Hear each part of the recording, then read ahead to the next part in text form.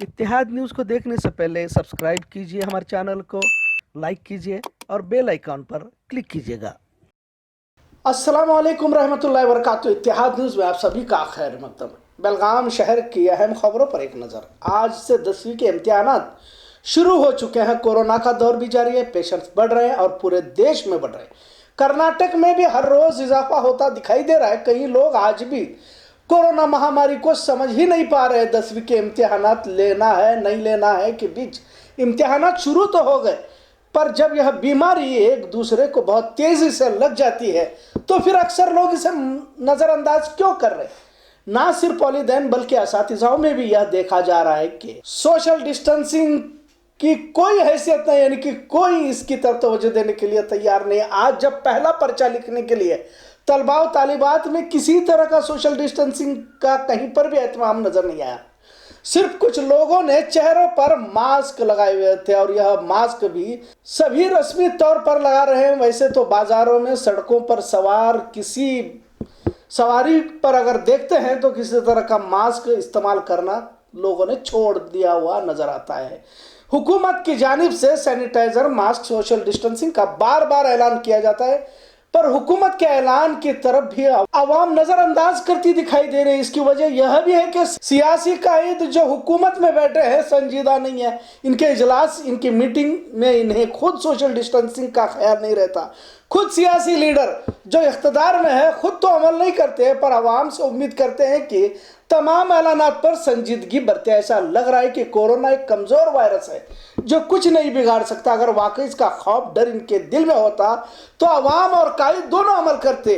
क्या बढ़ते मरीजों की तादाद से अवाम वाकई संजीदा होती है नहीं, आने वाला वक्त ही बता देगा। बेलगाम में 2 कोरोना पॉजिटिव मरीजों में इजाफा। बेलगाम जिला का आंकड़ा कुल रियासत में इजाफा 323 तक पहुंच चुका है। 10,000 के पार कोरोना मुतासरीन की तादाद पहुंचने वाली है, जल्द पहुंचने वाली है। बेलगाम जिला के 2 मरीजों के साथ कोरोना पॉजिटिव की तादाद बेलगाम शहर में भी 312 हो चुके हैं। रियासत में 322 मरीजों में 64 दूसरे रियासतों से कर्नाटक में दाखिल होने वाले हैं, तो 5 विदेशों से यानी बैरूनी ममालिक से दाखिल हुए।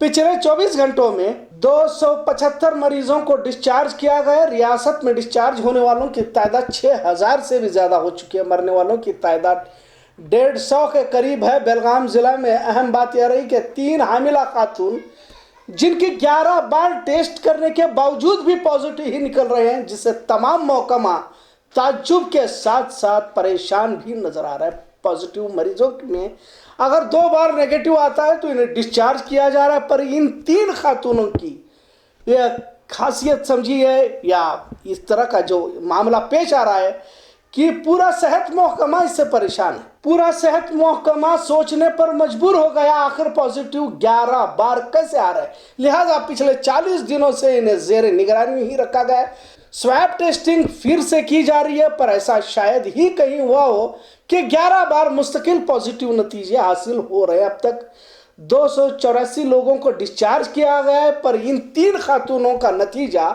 पॉजिटिव ही आ रहा है। पिछले 40 दिनों से पॉजिटिव नतीजे हासिल होने से घर वालों में डर खौफ देखा जा रहा है। 1 महीने के बाद तीनों खवातीन की डिलीवरी होने वाली है। वैसे कुछ खास तकलीफ इन्हें नहीं है, पर इनके टेस्ट के नतीजे हमेशा पॉजिटिव ही क्यों आ रहे हैं, आखिर किस नतीजे पर पहुंचे, ऐसा सवाल भी सेहत महकमा के सामने आन खड़ा है।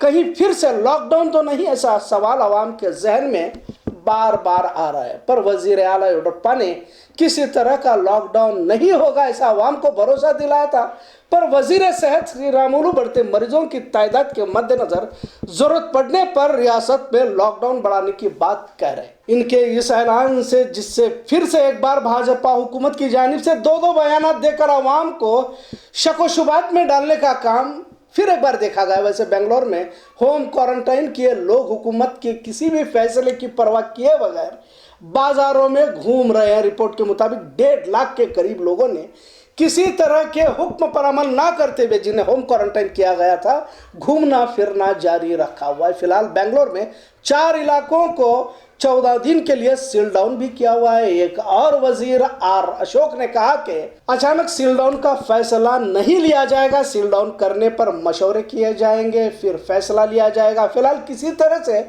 पैनिक होने की जरूरत नहीं, ऐसा भी उन्होंने कहा।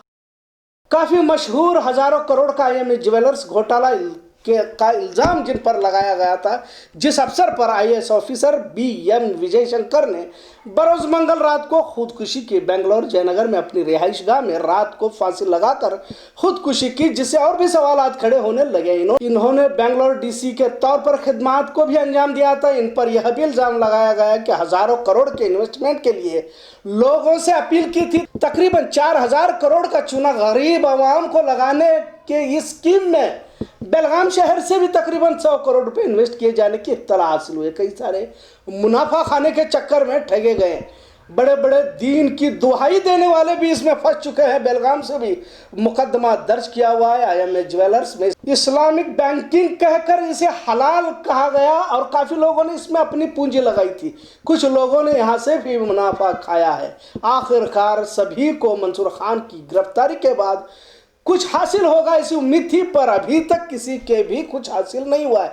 मंसूर खान की गिरफ्तारी के बाद कुछ शेयर होल्डर्स को रुपए हासिल होंगे ऐसी उम्मीद थी, पर इंतजार में इंतकाल होता दिखाई दे रहा है। एक बार फिर से बीएम विजय शंकर की खुदकुशी से आईएमए जेर बहस आया हुआ है। बीएम विजय शंकर पर इल्जाम था कि 1.5 करोड़ की रिश्वत मंसूर खान की तरफ से ली और एसआईटी ने विजय शंकर के घर पर छापा मारकर 2.5 करोड़ रुपए जब्त किए थे। 2019 में इन्हें गिरफ्तार किया गया।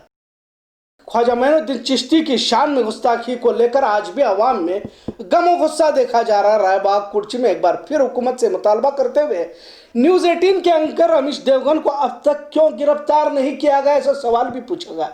कर्नाटक माइनॉरिटी डेवलपमेंट सेवा संघ के रियासती नायब सदर जनाब महमूद शेख ने कहा कि भारत में आजकल एक समाज को निशाना बनाया जा रहा है कि हमेशा मुस्लिम समाज को किसी न किसी तरीके से हिरासा किया जा रहा है। अमीश देवगन ने भले ही माफी मांगने का ड्रामा किया हो, पर एक सोची समझी साजिश के तहत हुआ है। भारत में खासकर भगवा दहशतगर्दी में हर रोज इजाफा होता जा रहा है और कोरोना जैसे महामारी में भी हिंदू मुस्लिम का घिनौना खेल इन घटिया तंजीमों की जानिब से खेला जा रहा था ताकि असल मुद्दों से अवाम के जहन को भटका सके। महबूब शेख ने अमीश देवगन की अब तक गिरफ्तारी ना होने पर भी अफसोस जताते हुए कहा कि मीडिया अपना असल किरदार निभाने की बजाय चापलूसी कर रही है। जिन मीडिया वालों ने फौजियों का भी अपमान किया है, इन पर भी कार्रवाई हो और जल्द अमीश देवगन को गिरफ्तार कर देश में लोकतंत्र यानी जमहूरियत जिंदा रहने की दलील पेश करे। इस वक्त कुर्ची शहर के काफी जिम्मेदार अहबाब भी शरीक रहे।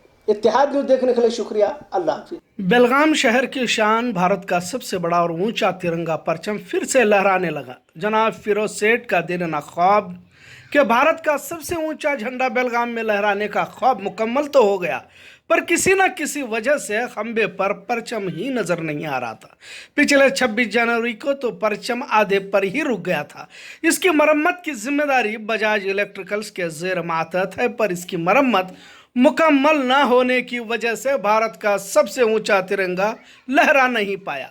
वाज़ा रहे कि परचम काफ़ी बड़ा होने की वजह से बारिश के पानी से भीगने से इसका वज़न बढ़ जाता था, जिससे कई बार परचम फट चुका है। पहली बार 2018 में इफ्तिताई इजलास बड़े शान से अमल में आया था। एक बार फिर बजाज इलेक्ट्रिकल्स की जानिब से मरम्मत के काम को अंजाम दिया गया। पिछले कुछ दिनों से बारिश न होने की वजह से इसका ट्रायल कामयाब रहा। क्या यह परचम सिर्फ 15 अगस्त को ही लहराएगा या हर रोज लहराएगा, कुछ हिदायत अभी तक नहीं आए हैं, ऐसा मेंटेनेंस सुपरवाइजर अब्बास मोमिन ने इत्तेहाद न्यूज को बताया।